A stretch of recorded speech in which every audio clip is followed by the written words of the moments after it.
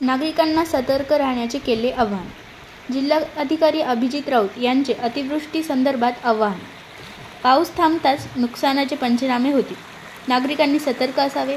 पुलावरून पाणी वाहत असताना रस्ते ओलांडू नये, धोकादायक ठिकाणी जाऊ नये। जिल्हा प्रशासनाचे नुकसान संदर्भात लक्ष असून सर्व यंत्रणे सज्ज असल्याचे स्पष्ट केले।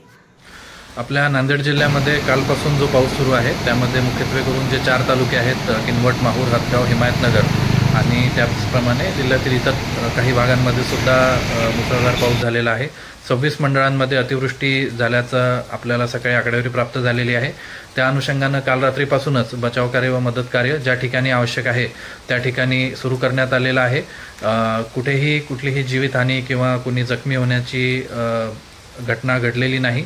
मात्र काही ठिकाणी अगदी कमी प्रमाणात का होईना परंतु घरांची पडझड, पशुधनाचं नुकसान आणि शेतीचं मात्र मोठ्या प्रमाणावर नुकसान झालेलं आहे। त्याबाबत पाऊस ओसरताच आपण पंचनाम्यांची प्रक्रिया सुरू करतो आहोत। या अनुषंगानं सर्व जिल्हावासियांना जिल्हा प्रशासनातर्फे माझं आवाहन राहील की आपण धोकादायक असणाऱ्या परिस्थितीमध्ये जाऊ नये। विशेषतः जिथं जलप्रवाह हे आता भरलेले आहेत आणि ते वेगानं वाहत आहेत अशा ठिकाणी कोणीही जाऊ नये।